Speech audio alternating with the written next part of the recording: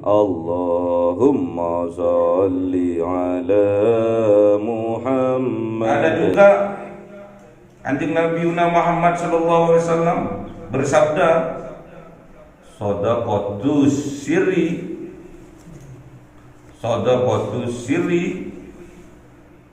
tudfi'u ghadabar rabbi. Shadaqatus sirri tudfi'u ghadabar rabbi. Jadi sedekah sir, sedekah yang sembunyi-sembunyi itu dapat memadamkan amarahnya Allah.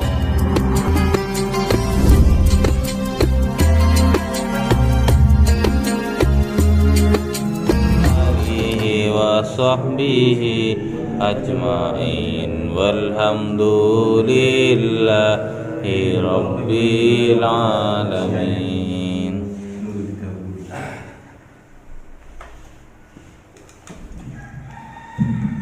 Kalamun qadimul la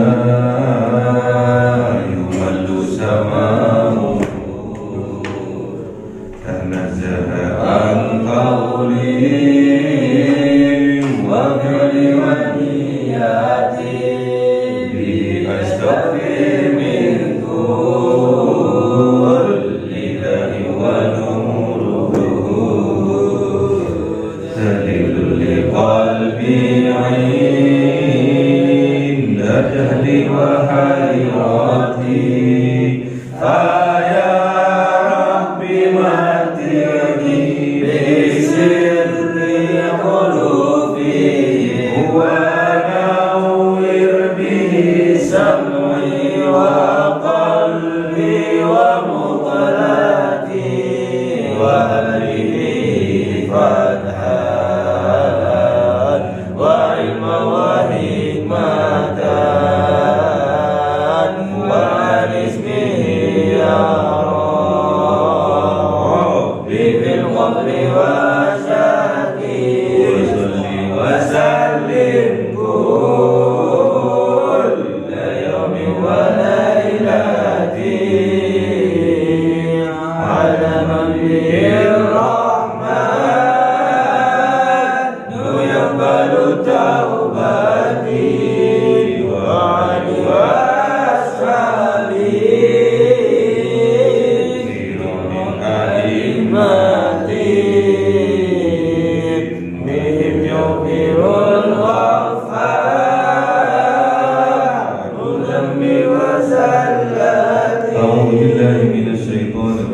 Bismillahirrahmanirrahim.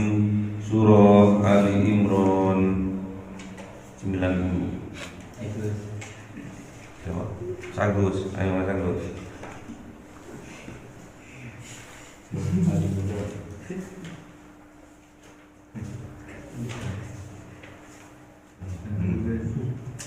Silakan. A'udzu billahi minasy syaithanir rajim. Bismillahirrahmanirrahim. Innal ladzina kafaru ba'da imanihim thumma izdadu kufran lan tuqbala tawbatuhum wa ulaika humud dhallun. Sadaqallahul adzim. Bismillahirrahmanirrahim. Innal ladzina kafaru wa matu wa hum kuffar falan yuqbala Lahum wa matu wa hum wa ma wa matu wa hum wa ma wa matu wa hum kuffar falan yuqbala kuffarun كفار فلن يقبل من أهلهم ملء الأرض ذهبا falai ملء الأرض ذهبا falai فلن يقبل من أهلهم ملء الأرض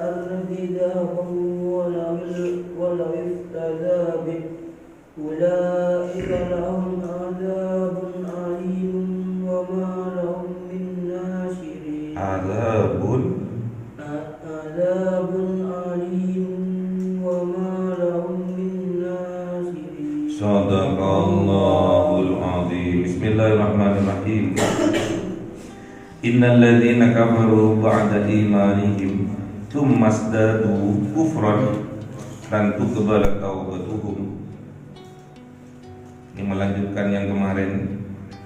Sungguh orang-orang yang kafir ba'da imanihim, setelah mereka beriman terus mereka kafir, alias murtad. Iman terus kafir itu namanya murtad. Kalau murtad terus masuk Islam itu namanya mu'allaf. Setelah dia mu'allaf terus murtad lagi, tsummasdadu, kemudian bertambah. Apanya yang bertambah? Kufron, keingkarannya, kekafirannya, penolakannya, gak gelem terhadap petunjuk-petunjuknya. Dan tuqbala taubatuhum, orang yang seperti itu tidak akan diterima taubatnya oleh Allah. Gak akan diterima taubat mereka kalau mempermainkan tauhid. Masuk Islam karena bujone Islam, setelah cerai masuk lagi ke Kristen, nikah sama orang Kristen, murtad lagi. Jadi agama ketauhidan ini hanya dibuat permainan. Dikit-dikit masuk Islam, dikit-dikit kafir lagi, murtad lagi, masuk Islam lagi, kafir lagi, masuk Islam lagi, kafir lagi. Wa ulaika humud dhalun, dan mereka itulah termasuk golongan orang-orang yang tersesat, gak mau terhadap petunjuk dari Allah. Padahal bukti nyata, para nabi pasti membawa mukjizat, para nabi pasti membawa bukti nyata. Wa ja'ahumul bayyinah, pasti. Namun ingkar, dicontohkan oleh kaumnya Kanjeng Nabi Musa. Beriman, setelah lolos dari pengejaran Fir'aun, kafir lagi, murtad lagi, menyembah patung lagi.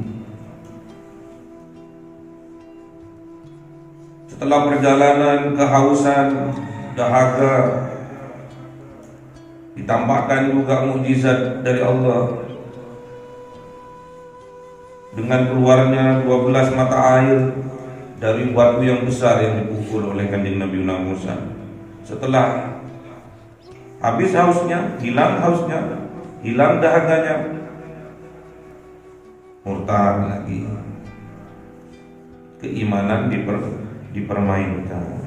Untuk apa ayat ini kok sering diulang-ulang oleh Allah? Sebagai peringatan bagi kita, jangan sampai kita mempermainkan tauhid kita, jangan sampai kita menukar tauhid kita, keimanan kita dengan gemerlapnya dunia, lebih mengedepankan dunia daripada akhirat kita. Contoh kecil, tatkala ada adzan, Allahu Akbar, Allahu Akbar, wis adzan kan, kok cepet ya, zuhur. Enggak ndamu untuk memenuhi panggilan Allah. Rapat menghormati adzan, diam dulu. Setelah adzannya selesai, lanjut rapat lagi. Lanjut rapatnya itu jok suwi-suwi. Ndamu memenuhi panggilannya Allah. Kalau enggak, akhirnya kita digolongkan oleh Allah terhadap hamba-hambanya yang tersesat.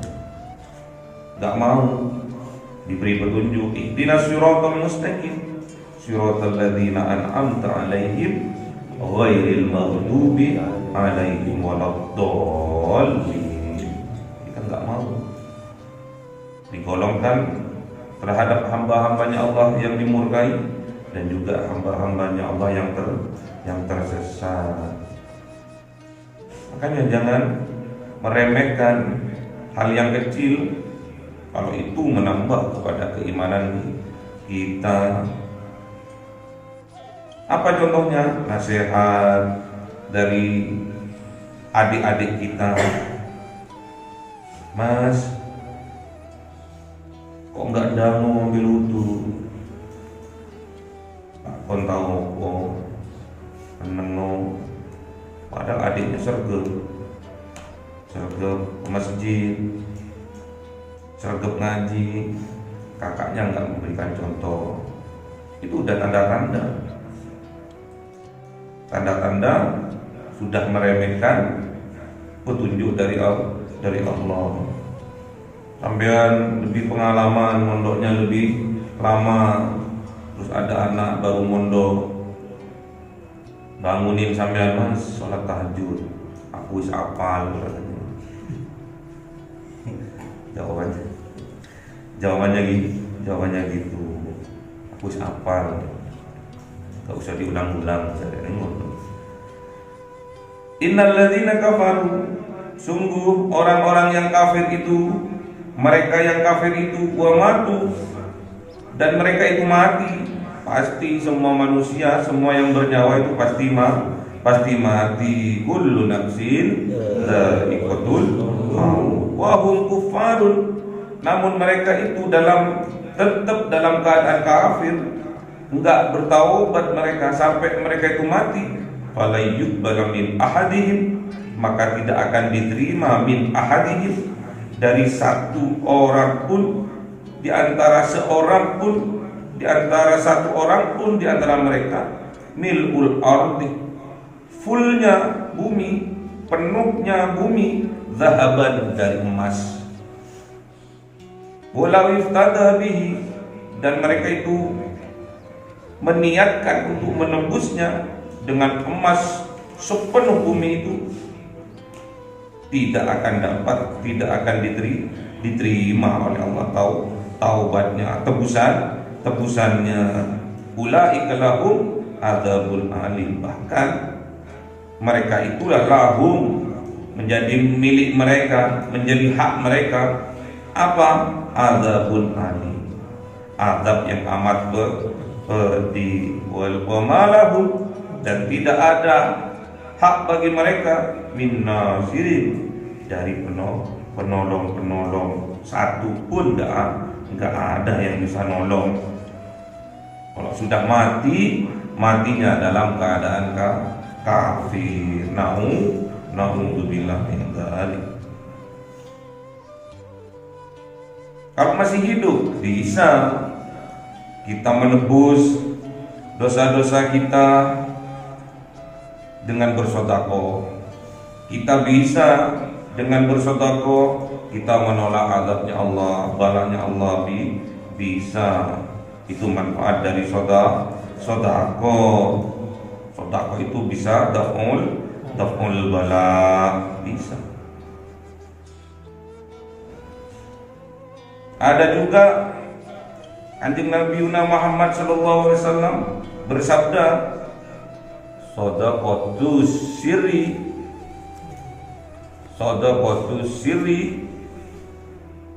tudfi'u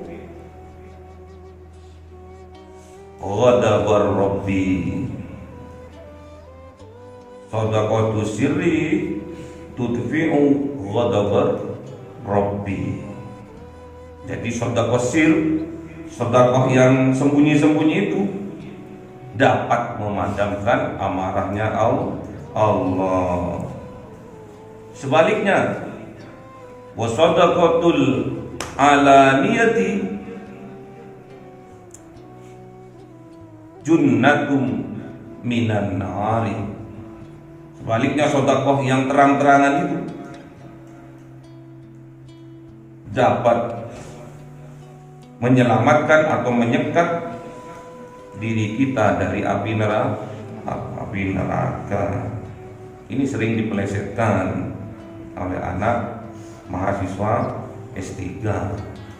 Sering hadis ini dipelesetkan ya. S3 itu kalau bahasa Inggrisnya S3 ya. 3 istri maksudnya. S3 itu S3. Gak ada S4, itu makomnya makom yang sudah makom tinggi. Kalau S4 itu ya. Kebanyakan yang berani mempelesetkan hadis ini itu makomnya S3, S3. Apa kata mereka? Bukan sodakotus sirri, tapi nikatus sirri. Nikatus sirri tudfi'u ghadabil zawji, katanya gitu. Jadi nikah sirri itu dapat memadamkan amarahnya saya punya istri. Jadi kalau nikah sirri itu nikah lagi dulu, nikah secara diam-diam itu loh, sembunyi-sembunyi dulu. Itu memadamkan amarahnya saya punya istri. Itu katanya mahasiswa S3. Jangan ditiru ya. Jangan mempelesetkan itu penistaan terhadap agama ya.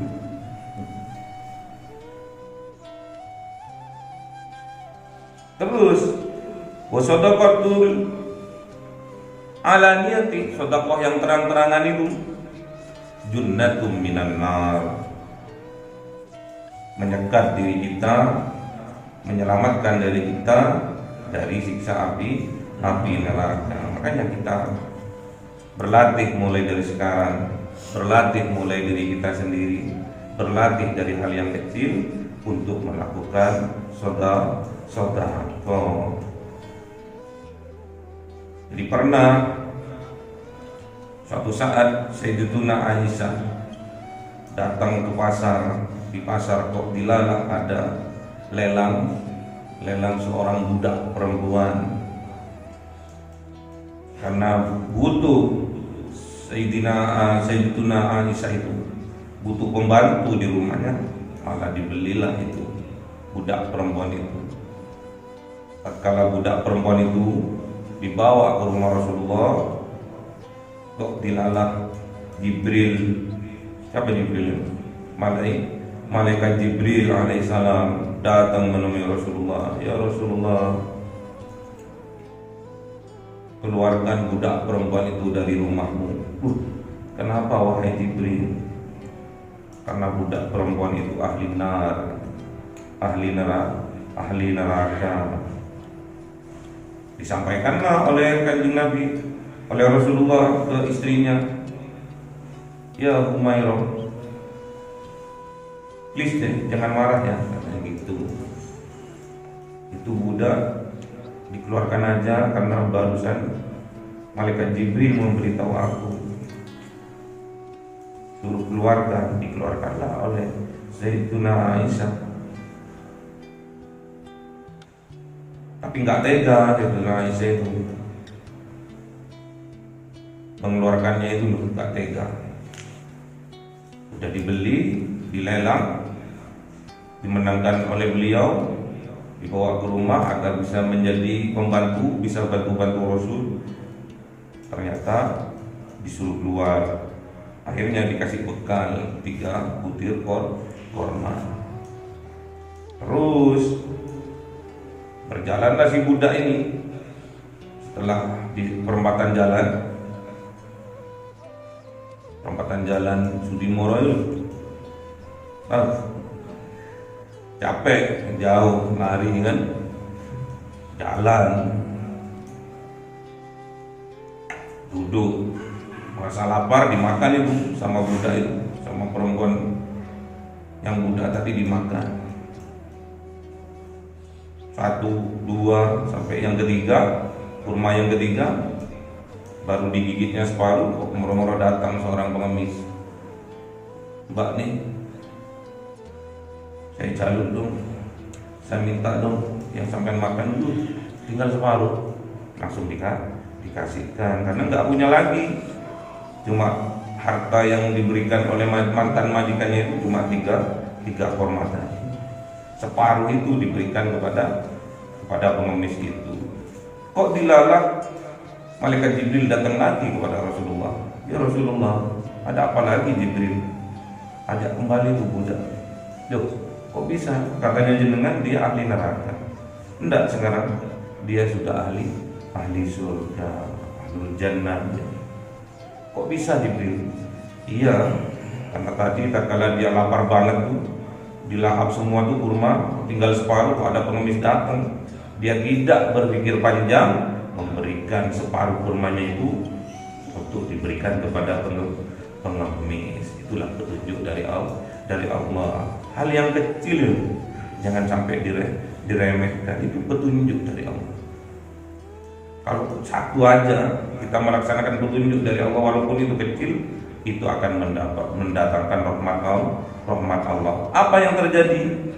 Seorang budak yang dicap sebagai ahli neraka malah dengan bersedekah dengan separuh kurma itu dia menjadikan ahli surga. Disampaikan sama Kanjeng Nabi itu kepada para sahabat itu tentang kisah ini. Terus hadisnya yang terkenal, ittaqun nar walau bisidqi tamr. Ittaqun nar walau bisidqi tamr. Bersedekah, sekatlah diri kalian dari api neraka walaupun dengan separuh kurma. Separuh kurma saja sampai bersedekah akan menyekat diri kita dari api neraka. Itulah rahmat dari Allah. Makanya sampai jangan remehkan sedekah, walaupun separuh sampai berikan. Sampai makan anggur, sampai gigit separuh, terus temennya jaluk, kayak no. Kayak no, gigit separuh, minta aku harapkan. Lagi sultan, belum sikat gigi, harapkan temenan gitu ya. Jadi walaupun harta bendanya berupa emas full sepenuh bumi, tapi kalau dia sudah matinya dalam keadaan kafir, tidak bisa menebus orang tersebut dari azab api neraka. Dan tidak ada yang bisa menolong pun, tidak ada yang bisa menolong seorang pun untuk menyelamatkan dia dari azab api neraka. Misalkan dia wong sugih, terus dia mati kafir, anak-anaknya muslim, terus harta bendanya punya ayahnya yang mati kafir tadi itu disedekahkan semua, itu nggak akan bisa menolong kalau sudah mati dalam keadaan kafir. Makanya sampean jangan meremehkan petunjuk sekecil apapun dari siapapun. Kalau itu kebenaran diambil. Undur maqala wa la tadur. Lihat apa yang disampaikan, jangan lihat siapa yang berbicara atau yang menyampaikan. Walaupun kemarin sore, kalau itu memang benar adanya, sampean ambil uang gengsi itu karena sebagian dari kesombongan. Ada orang baru mondok goblok, tapi benar apa yang dia sampaikan. Kita walaupun 10 tahun mondoknya, kalau salah gak mau ditegur, itu namanya menutup diri dari petunjuk Allah. Benih-benih kekafiran, benih-benih keingkaran di dalam hati sudah ada. Makanya hati jangan sampai kita meremehkan petunjuk dari Allah. Kalau sering kita meremehkan petunjuk dari Allah, khatamallahu ala qulubihim wa ala sam'ihim wa ala absarihim gisawatu wa lahum adzabun adzim. Allahumma arhamna bil Qur'an waj'alhu lana imama wa nura wa huda wa rahmah. Allahumma dzakirna minhu ma nasina wa 'allimna minhu ma jahilna warzuqna tilawatahu ana al-laili wa atrafan nahar waj'alhu lana hujjatai ya rabbal alamin. Astaghfirullah Rabbal baraya. Astaghfirullah minal khataya. Rabbi zidni ilman nafi'an wa wafiqni amalan sholihan. Ya Allah Tuhanku, mohon ampunanmu atas dosaku, ayah ibuku, atas dosaku, ayah ibuku. Semoga sehat selalu dalam lindunganmu, bahagia selalu dalam maghfirahmu. Astaghfirullah Rabbal baraya. Astaghfirullah minal khataya. Rabbi